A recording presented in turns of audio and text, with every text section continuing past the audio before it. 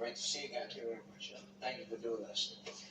As reported, as you know, you're facing a lot of legal challenges. In your opinion, does this help you or hurt you in terms of your chances to win in 2024? Well, if you listen to the fake news media, it helps. Because they're all saying it's a scam. Even people that don't like me are saying this is a terrible thing to do for our country. I don't know whether it helps or hurts. I can tell you, in my opinion, it's a new way of cheating on elections. It's called election interference. What they're doing is, if they can't win at the ballot box, because I'm leading everybody by a lot in the polls, for every Republican, frankly, and every Democrat by a lot, including Biden by a lot, and they can't beat you that way, they're going to do this kind of stuff. This has never been done like this before in the history of our country to this extent. People are pleading with the prosecutor, don't do it, don't do it, it's wrong. Even Democrats, even people that traditionally are not exactly my fans are saying, don't do it, because I didn't do anything wrong. I did nothing wrong. Let me ask you this then. And I thought about this last week.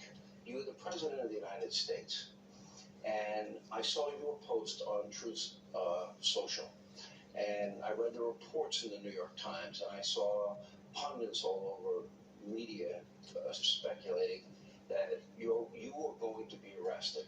That would mean you'd be arrested A couple of weeks ago. You'd be arraigned. Yeah. That there'd be a mugshot, you'd be fingerprinted, and maybe even handcuffed.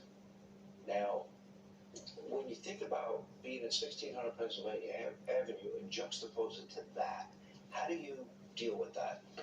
Well, I deal with it. We're dealing with very dishonest people. We're dealing with thugs. We're dealing with people I actually believe that hate our country. Last night I had a rally with tens of thousands of people. Like the press admitted there were at least 25 or 30,000 people. That means you can double it, at least in Texas, Waco, Texas. And it was like a love fest. It was incredible. And at the same time, these are people that really feel that they've been hurt by the way this country is being run. Look at what, in Texas as an example, in Arizona, look at what they're going through at the border. But that's really affected all that just happen to walk through Texas and Arizona. It's affecting every state in the union. It's affecting our country. We have people pulling, I predict at the end, because they're giving phony numbers, they're giving fake numbers. I predict at the end of the year, it'll be 15 million people. That's larger than New York State. Will come in here from mental institutions, insane asylums, as they used to call it, from prisons. You know, the prisons are being emptied out all over South America. They're being dropped, the people are being dropped into our country. The mental institutions are being emptied out all over South America, but much more than that, all over the world. And they're traveling in through our southern border. I had the strongest, safest southern border in recorded history. There was nothing even close, including for drugs. You know, drugs are coming in at the rate of 10 times what they were 3 years ago. Think of that. Our country, people are really hurt by it. I'll get into the economy, I'll get into immigration, energy, and all of that in a second. These are important issues because the country has changed dramatically in just a little over 2 years. It's true. I want to ask you about this. You're dealing with 3 major investigations.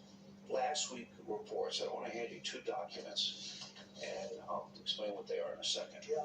So last week reports in the press, Alvin Bragg's office, the Manhattan DA, is in total complete chaos, disagreement regarding your case. Monday of last week, Bob Costello gives devastating testimony in terms of if you're looking for an indictment from the grand jury. To the other side. One of the letters I gave you is from February of 2018, yes. Michael Cohen's lawyer, and that was exculpatory towards you and your company and the campaign. And lastly, TMZ had a report. They brought it back out that I saw, and it was in the Daily Mail, Washington Post. And the second piece that I put up, we'll put it up on the screen, is Stormy Daniels' denial in writing that you ever had a relationship. Yeah. So my question is this. And denied it on many other occasions, too. I never had a relationship with her. I never had an affair with her. It's all made up. So here's my question. So all this information that came out in your favor, you talked about death and destruction. And then the baseball bat picture next to Alvin Bragg, and you did take that down. And My only question, why open yourself up to criticism? You have to understand that when the story was put up, I put up a story. We didn't see pictures. We put up a story that was very exculpatory, very good story from the standpoint of what we're talking about. And they put up a picture of me. And you know where I was holding the baseball bat? It was at the White House. Make America, Buy America, because they did a lot of Buy America things. And this is a company that makes baseball bats. Then they put next to that picture a picture of Alvin Bragg. I didn't do it. They did it. I guess the people that do the paper or somebody put pictures together. But I was holding a baseball bat in order to promote Made in America. It wasn't on your post, the Truth Social? No. What they did is we posted the story, but they had a picture up. They then put a picture up, or the picture was put up that nobody noticed or saw, or that nobody thought was bad. These were two separate pictures. I was promoting Made in America. You make these baseball bats instead of sending over to Japan and China and all other places where they're made. This was a company, good company, that makes baseball bats and other things like that in America. They took that picture from the White House and they put it up, and then they put a picture of Alvin